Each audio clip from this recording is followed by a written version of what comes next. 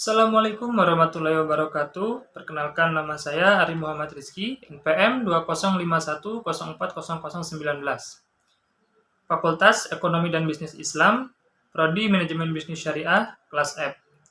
Di sini saya akan menjelaskan mengenai fungsi dan jasa ekosistem hutan guna menyelesaikan UTS mata kuliah Grand Economy and Trade. Baik, di sini saya akan menjelaskan mengenai fungsi dan jasa ekosistem hutan.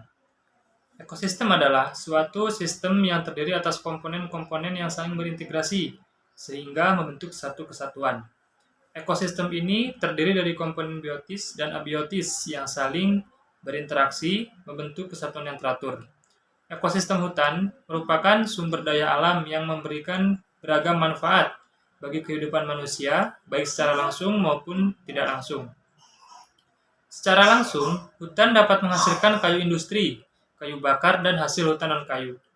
Secara tidak langsung, manfaat hutan meliputi keanekaragaman hayati yang terbesar di dunia, meliputi flora dan fauna, bank lingkungan regional dan global yang tidak ternilai, baik sebagai pengatur iklim, penyerap CO2, serta penghasil oksigen. Fungsi hutan. Fungsi hutan diantaranya yaitu menjaga keseimbangan alam, sarana hidrologis atau tempat penyimpanan air, sebagai pengunci tanah yang mencegah terjadinya bencana tanah longsor dan erosi tanah, menetralkan kondisi udara yang tercemar akibat polusi, menahan pemanasan global, menjaga kesuburan tanah, dan membersihkan tanah kotor. Permasalahan ekosistem hutan. Permasalahan yang akhir-akhir ini ditemui adalah menurunnya fungsi dan potensi hutan seiring dengan makin berkurangnya luasan yang dapat dipertahankan.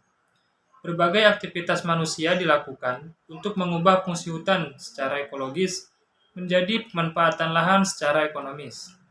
Kerusakan ekosistem hutan pada umumnya diakibatkan oleh penebangan besar-besaran dan pembukaan lahan untuk perkebunan, transmigrasi, maupun pertambangan. Peningkatan deforestasi atau pengurangan jumlah hutan yang telah dialami beberapa dekade terakhir ini merupakan ancaman yang sangat serius untuk keberlangsungan ekosistem yang ada di hutan. Deforestasi juga berdampak pada pertukaran uap air dan karbon dioksida yang terjadi antara atmosfer dan permukaan tanah yang berkaitan dengan terjadinya perubahan iklim.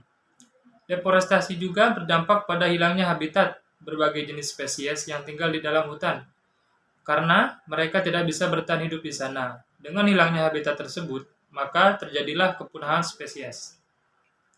Solusi dari permasalahan. Yang pertama, pemerintah harus mengajak semua golongan masyarakat, baik individu ataupun organisasi kelompok, untuk serentak mengadakan reboisasi hutan dalam penghijauan hutan kembali. Selanjutnya, pemerintah harus mengikutsertakan peran serta masyarakat dalam meningkatkan pelestarian dan pemanfaatan hutan alam dalam upaya pengembangan ilmu pengetahuan dan teknologi, pendidikan, dan latihan serta rekayasa kehutanan.